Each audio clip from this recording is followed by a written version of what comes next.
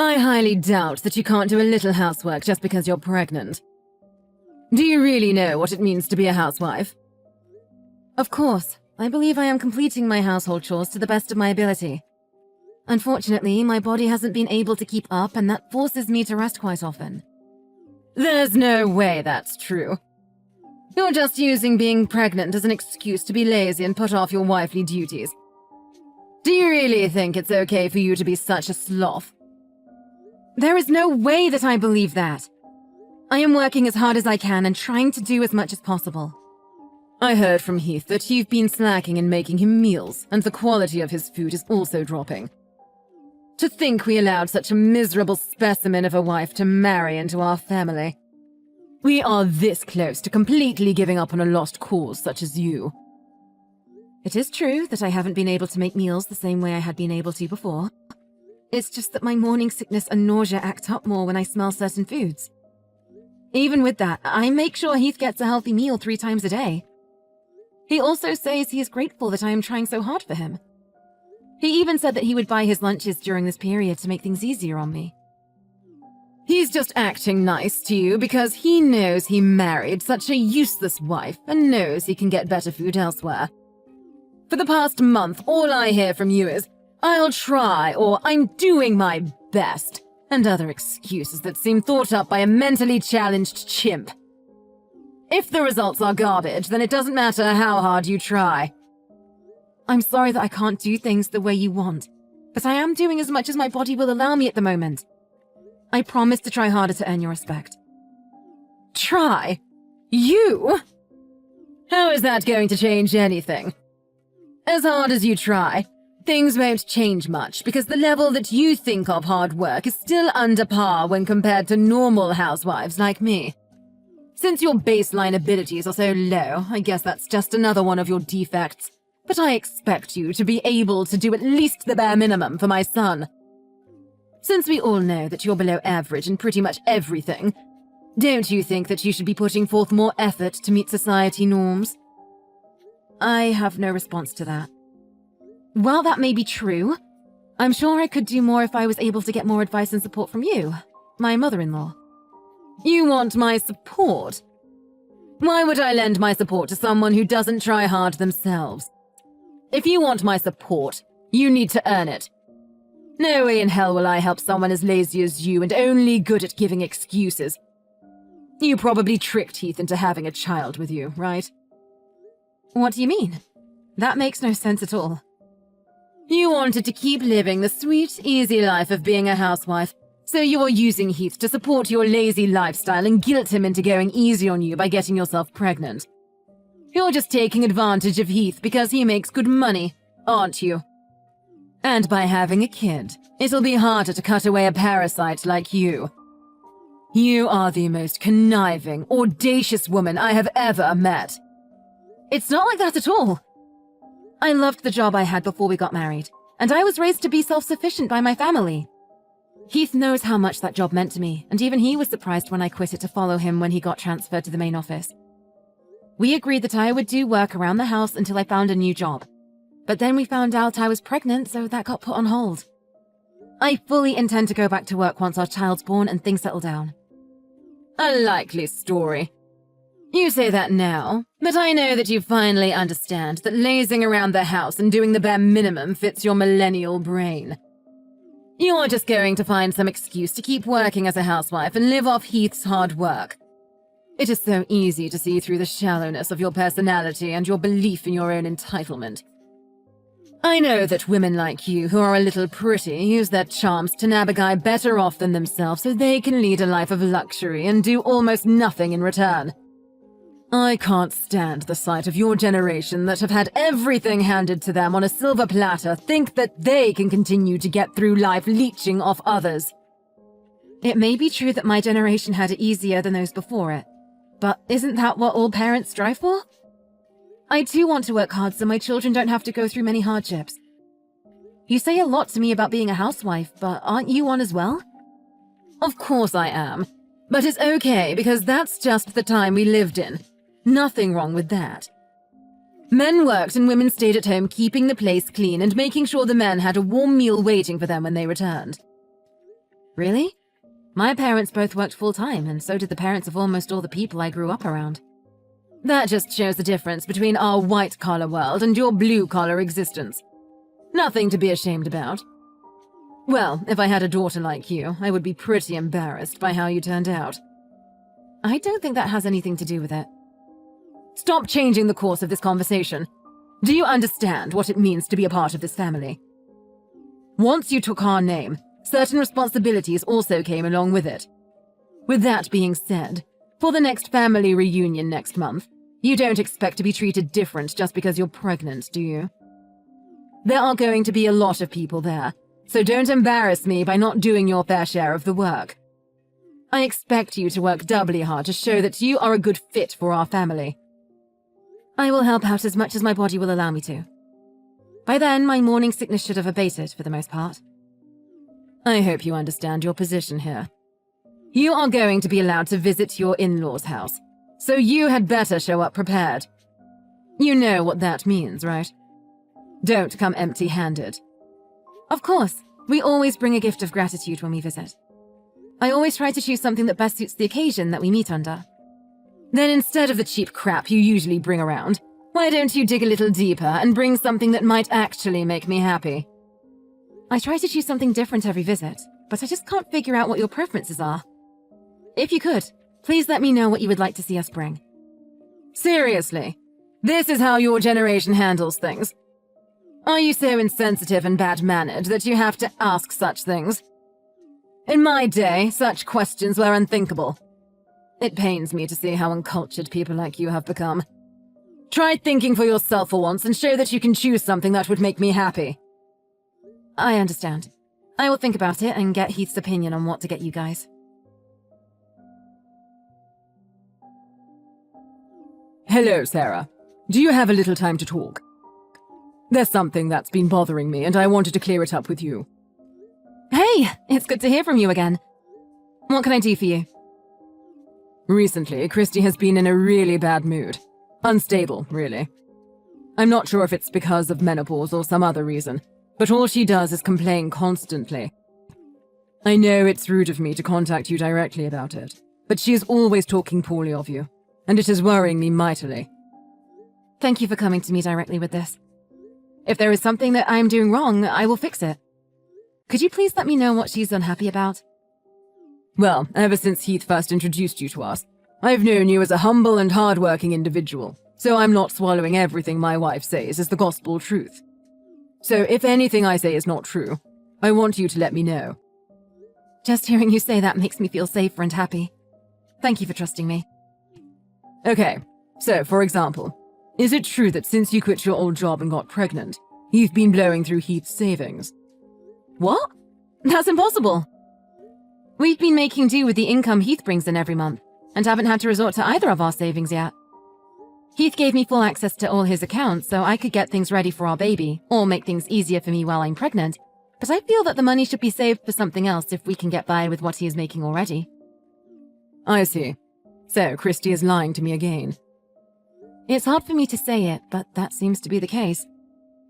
Also, since I'm at home resting most of the time, I don't really have a reason to spend much money at all. There is no reason at all for me to dip into Heath's savings at all. That makes sense. According to Christy, ever since you got pregnant, your personality has shifted and you've been buying expensive brand products to relieve the stress you feel from the pregnancy. And because of that, your relationship with Heath is becoming strained. I'm shocked to hear this, not only because it's not true, but also because it doesn't even sound real. Why would she believe something like that? So, that's the case. To be very honest with you, I've seen this happen before. What do you mean? I know that our extended family is meeting up at our place for a New Year's get-together, but I was wondering if the three of us, including Heath, could sit down and have a talk before then. Of course. I will check with Heath, but I'm sure it would be fine. He wanted to talk with you too.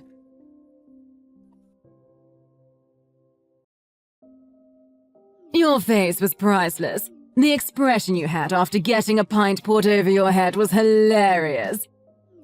I wish I had a camera for it. I would frame it and put it up in our entrance so everyone could see the stupid look you had on your face. This is an example of a country bumpkin that decided to sit down for a minute instead of doing exactly what her mother-in-law told her to do. Would be the engraved caption under it. I only sat down for a minute. I didn't think that would enrage you enough to pour a whole mug of cold beer on my head. Did you really think you could take a break just because you're pregnant? How weak are you millennials anyway? It's in our house rules. Wives need to be eternally on their feet, ready to work. As soon as you decided to marry my beautiful boy, you agreed to live by my rules.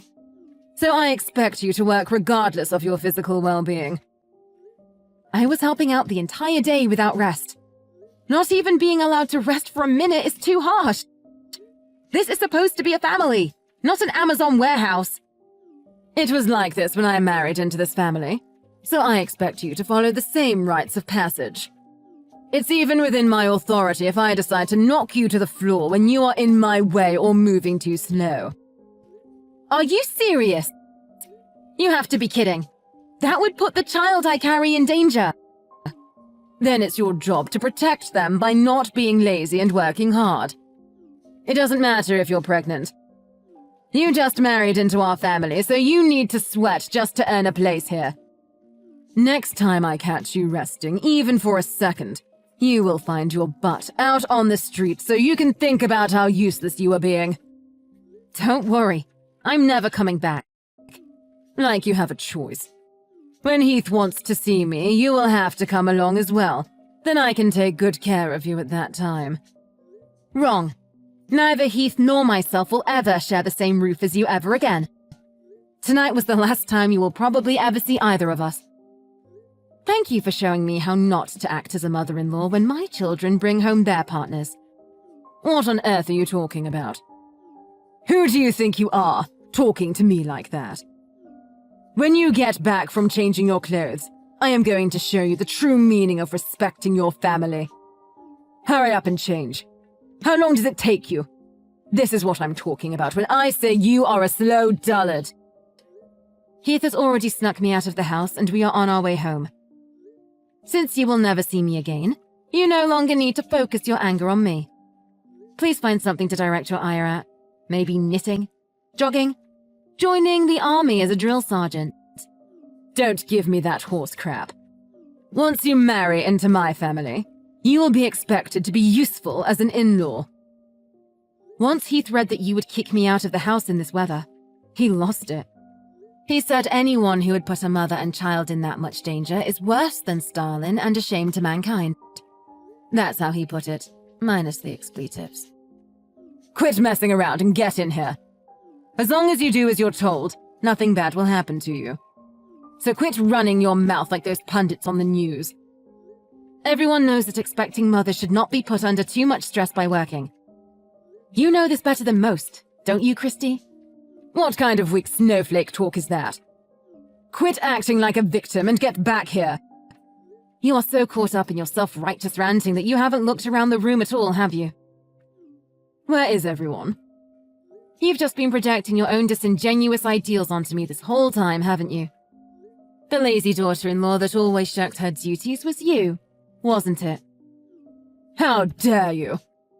How would you know anything? I heard everything from your husband. When you were pregnant with Heath, you used that as an excuse to completely stop doing housework. He said that he would come home to a dirty house and no food in the kitchen, but find you in your famous reclining Buddha pose on the sofa, laughing and snacking in front of the TV. Famous? What's that mean? Yes, it's an inside joke amongst the whole family. You were probably in that pose on your sofa during most of our conversation, weren't you? How dare you? No, I wasn't. Aunt Shelley snapped a pic and sent it to me before she snuck out 15 minutes ago. Colin showed me his collection of pictures he's taken of you over the past 20 years. On that couch, in that pose. I actually peed myself a little laughing looking at them. I would like to blame it on the pressure the baby is putting on my bladder, but it probably would have happened regardless. Lies! Horrible lies! Back to the salient point. When you were pregnant, you used that as a shield to avoid doing any chores even when you felt fine. In fact, you always bragged that you never once experienced morning sickness to your friends after Heath was born. You went on shopping sprees with his credit cards, claiming that it was the only way to relieve the stress you felt from the pregnancy. Whenever someone confronted you about your behavior, you would go into histrionics and enter drama queen mode. I don't know what Trevor told you, but it's obvious that those are all lies. I even heard similar stories from his siblings, cousins, and nieces and nephews. So with so many corroborating stories, it's difficult to believe your claims that they are all lies. How could you? Why would you stick your nose so deep into our family's affairs?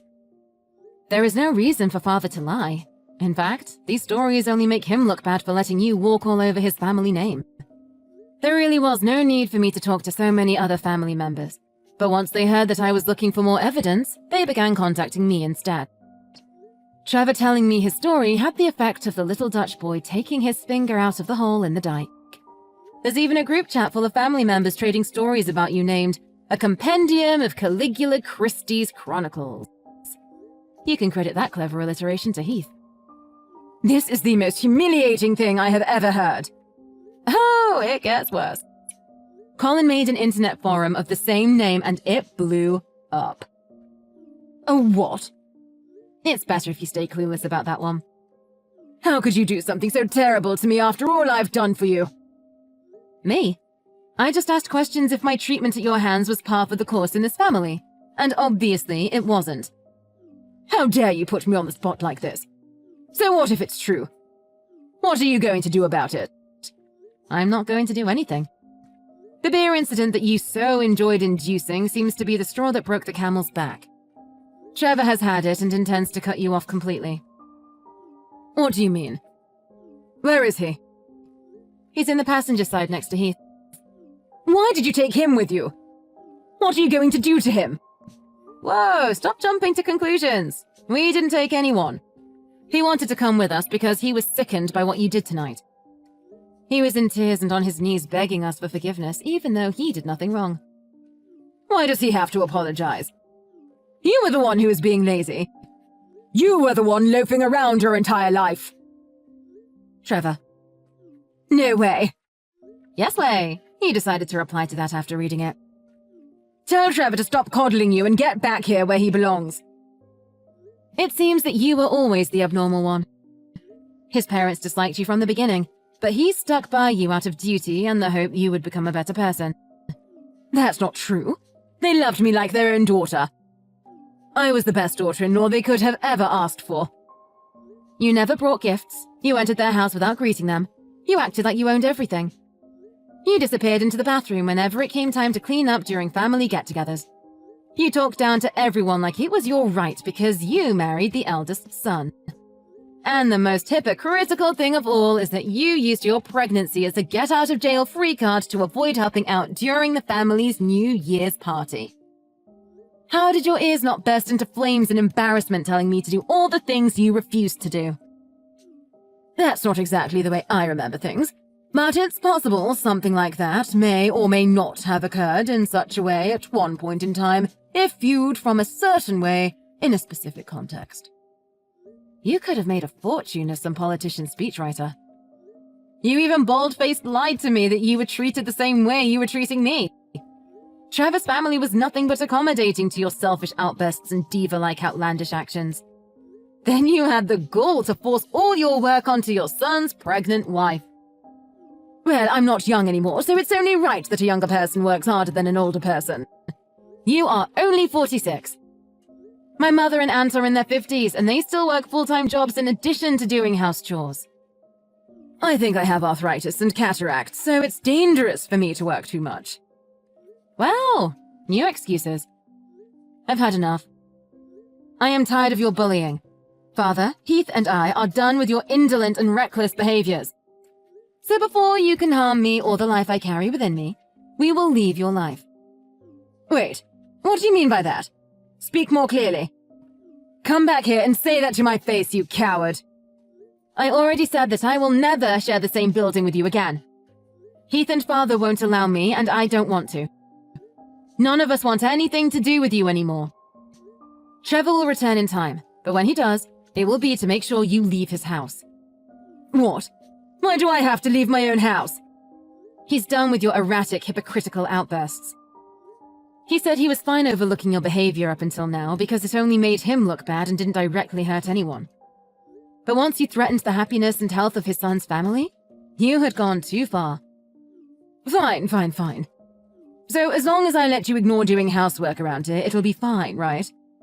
That is the least of the issues you've perpetrated. Dumping cold drinks on a pregnant woman and threatening to kick her out into the winter cold are actions of a psychopath that are unacceptable in any society. Trevor says you need to look back on your actions and live your life accordingly. Okay, I get it. Tell him to stop blowing this out of proportion and come back here so we can talk things out amicably. He's reading these messages himself and he says he has nothing more to say to you. He wants you out of our lives before you can hurt his grandchild. Fine. I apologize. Tell him to forgive me and come back home. Your narcissism really has no bounds, does it? You really don't see the double standards you set for yourself and other people, do you? What are you talking about? I treat people the way they deserve to be treated and expect people to respect me the way I deserve to be respected. It's only fair. This is the self-centered behavior everyone is talking about. I have decided that in order to protect my child from your poor influence, he will never see the face of your future grandchild. Heath says that you will never see him again as well. He says that this is the most judicious path we can take to keep our new family safe from you. Your conceited, egomaniacal actions up until this day have led to this conclusion. You've had an easy ride up until now, so it is high time that you learn how to work for your meals.